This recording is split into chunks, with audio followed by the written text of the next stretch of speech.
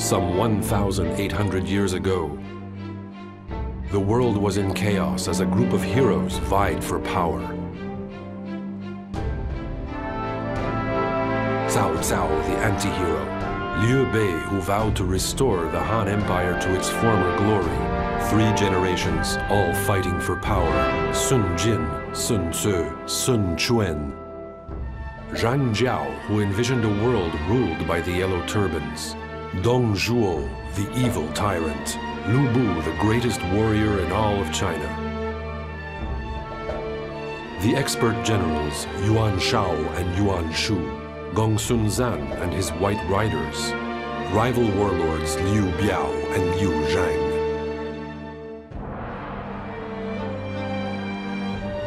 And many brave officers, retainers, commanders, and beautiful women.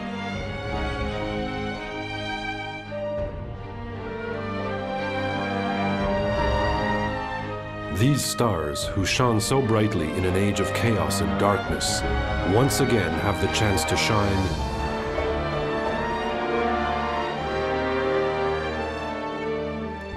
as the curtain rises for this, the final battle.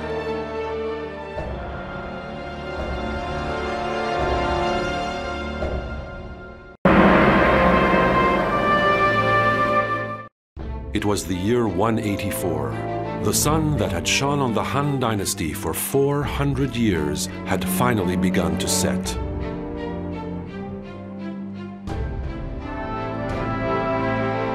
The greed and ambition of the eunuchs brought disarray to the imperial court, and a string of natural disasters and harsh tax increases stripped the people of all hope. Zhang Xiao of the Way of Peace raised arms in an attempt to overthrow the Han Dynasty. This instigated rioting among the people, setting off the largest peasant uprising in history, the Yellow Turban Rebellion. However, the chaos gave birth to many distinguished heroes across the land. Cao Cao aided in the suppression of the Yellow Turbans. Sun Jin was renowned for eradicating bandits. While Liu Bei, Guan Yu, and Zhang Fei pledged an oath of brotherhood in the Peach Garden.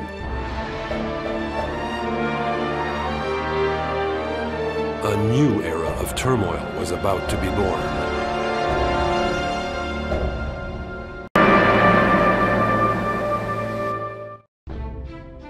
It was the year 190. The Han capital of Luoyang had become a den of violence and pillaging.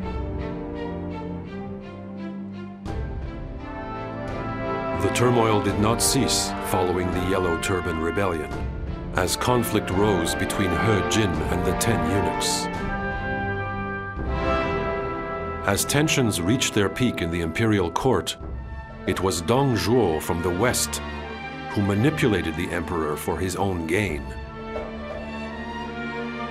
After seizing power, Dong Zhuo strengthened his influence by obtaining the services of Lu Bu, the mightiest warrior in all of China.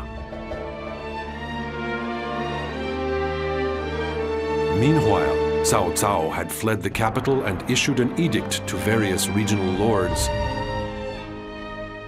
instigating a revolt against Dong Zhuo, with Yuan Shao as its leader.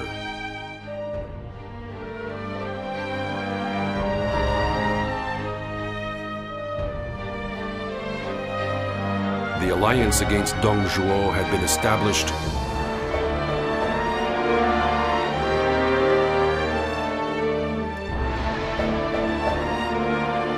and Hulao Gate became the site of a fateful battle.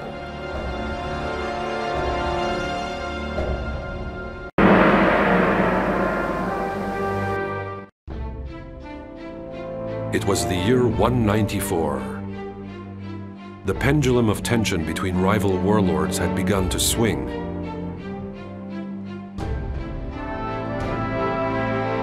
The manipulative Dong Zhuo became infatuated with the beautiful Diao Chan, and was later assassinated by Lu Bu.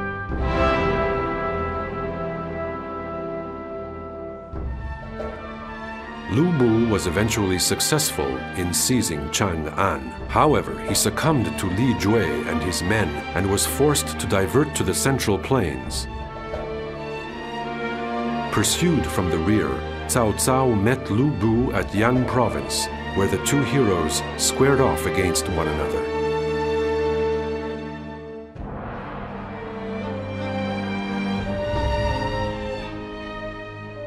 Meanwhile, in Jiangdong, the young Sun Ce was preparing to leave for battle with his sworn brother, Zhou Yu.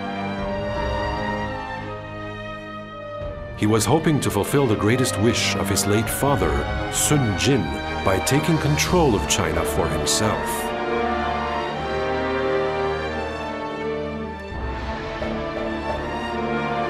The signs of impending battle began to spread across the land.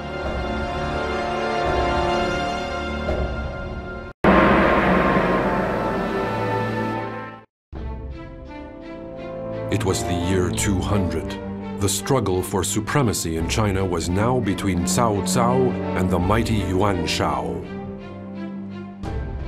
Yuan Shao had defeated Gong Sun Zan and taken control of Hebei, making him a force to be reckoned with even among the other warlords. At the behest of Emperor Xian, Cao Cao conquered the Central Plains. The forces who defeated Lu Bu and Yuan Shi were truly fitting of their elite reputation.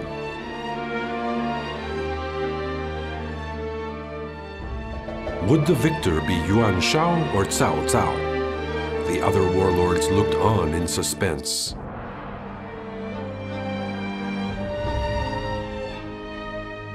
With the attention of China focused on these two powers, the little conqueror Sun Ce was busily assembling his own army.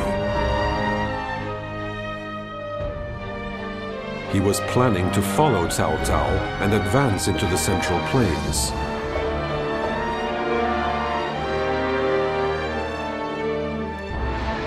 The time for war was fast approaching.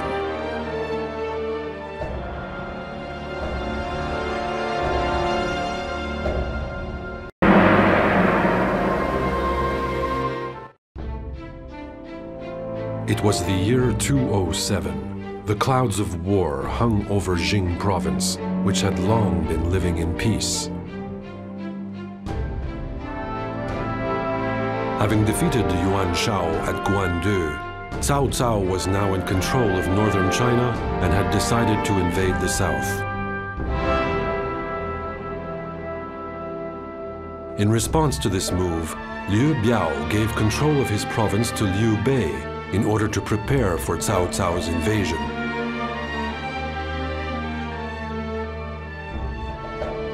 Meanwhile, in Jiangdong, Sun Quan and his general Zhou Yu were mustering an army in preparation for battle.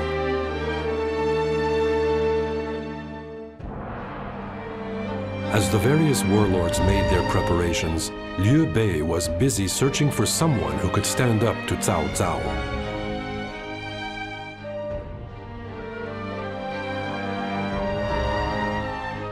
His army was filled with brave generals, but lacked a master strategist who could take advantage of them.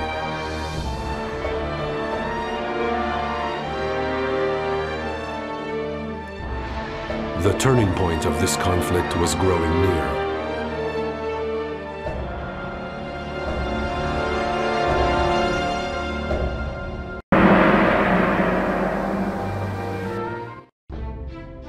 It was the year 211. The time of rival warlords grasping for power was long past. China was under the control of several factions.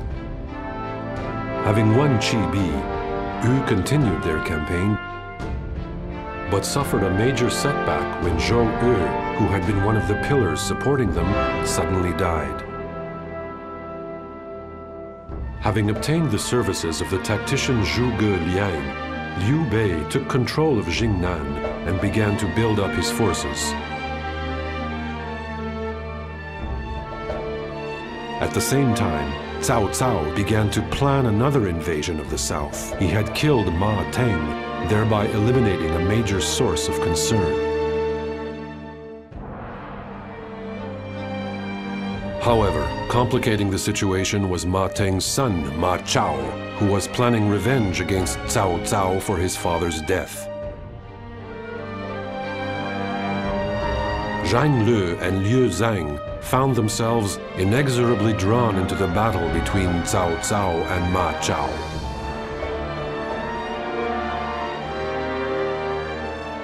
China began to find itself the victim of countless conflicting interests.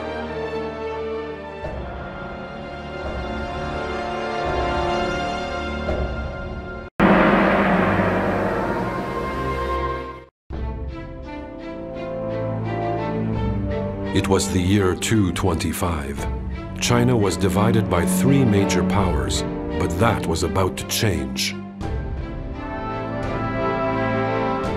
The emperor abdicated the throne to Cao Cao's heir Cao Pi, bringing the age of the Han to an end.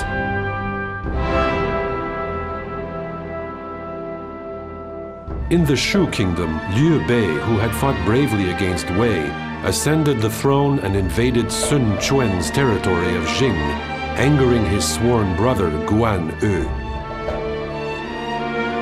However, the Shu army was badly defeated at the hands of Wu's commander Lu Shun, and Liu Bei died a broken man.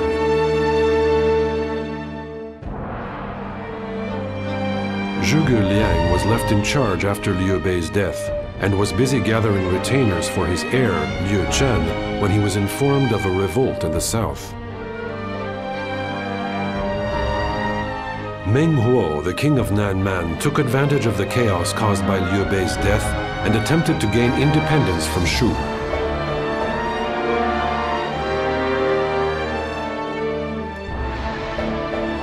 The conflict was about to reach a whole new level.